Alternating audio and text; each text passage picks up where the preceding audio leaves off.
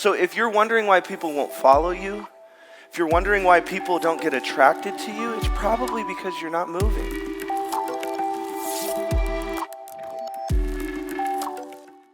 Between employees, managers, and leaders, employees are the people who are basically the arsonists in your life. And it's taught to them by their managers. Because when I used to do a lot of help with the car sales, I'd talk to the managers and I'd say, hey, what do you do in the morning? And they go, man, everyone shows up and I just got to run around and start a fire under everyone's ass because they're not self-starters. And I'm going, okay, that's how you start your day. You go start fires. And then I say, okay, what are you doing after lunch? What do you do when you come back from lunch? And they're like, oh, I'm just putting out fires. I'm like, you just taught everyone to start fires. Like, what are you doing? And so I call managers fire trucks, leaders water towers, because the fire trucks, what they're doing is they're running around and they're putting out fires. And then when they get back to their own desk, they're out of water. And so they can't put out their own fires because they just used it all on everyone else. Real leadership is you back up your fire truck to the water tower and the water tower pours into the fire truck so the fire truck can go do its job. But the problem is everyone who should be a leader is running around being a fire truck. And the water tower has to stand firm and in the same place and be consistent so the fire trucks know where to go to get the water, to be refilled, to be rejuvenated. One of the things that happens in events like this is we are creating a water tower. We are creating a place where you can come get filled up. We are creating a place to where, Brian can bring his kids and then they can raise their hands more than people who are here all day. And they can lead by example. And honestly, that should speak into your soul to say, yeah, you know what? I'm going to raise my hand more. Everybody has a word. Just like we talked last night with Sharon Lecter. We're in this nice dinner, and I had so many people like, can you ask her to like see if I can get a picture? I'm like, we just had this conversation. Yeah, but like I don't want to interrupt her. Can I get a picture? That's all you got to do. Initiative, sportsmanship, teamwork. Come on, guys.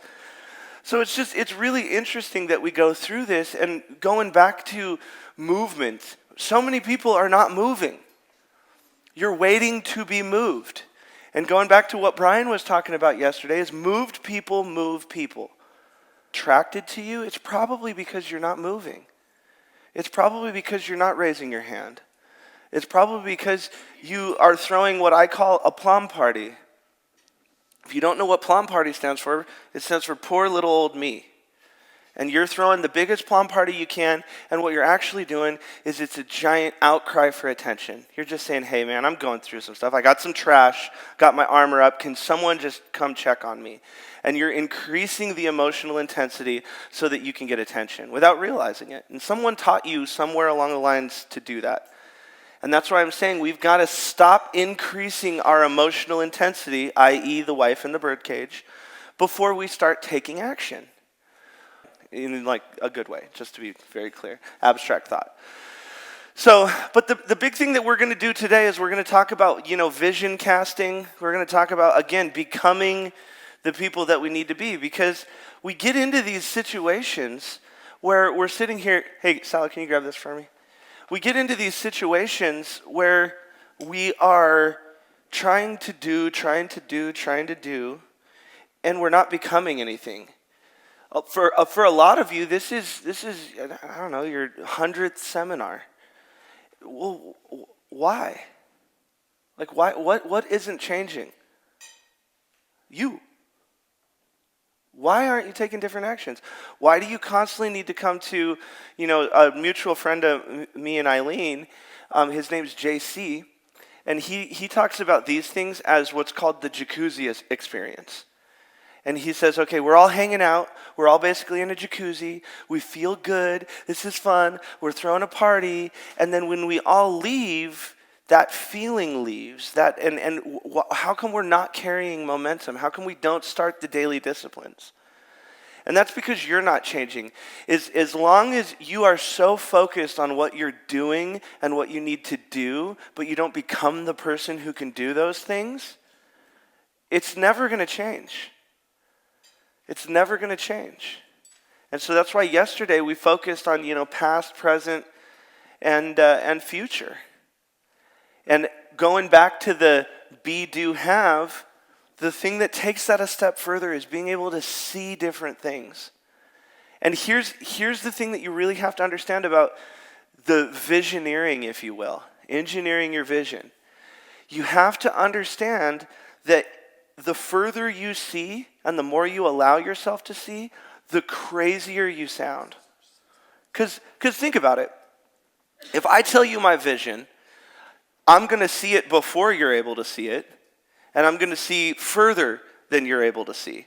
So therefore, I'm talking about something that you can't see and you don't think exists and you don't have enough belief around.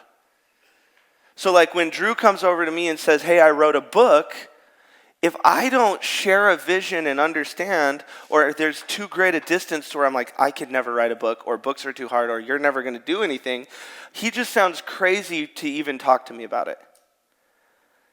Very similar to when I started telling my employees way early on in KMG that I'm going to start a college. I literally had employees quit because they were like, you're insane. You don't start a college. Well, how many colleges have you started? Well, none. Okay, well, someone's got to have started colleges. Like, why not us? And that's the thing. You have to have those visions for yourself. But you're sitting here constantly trying to figure out what to do. It's the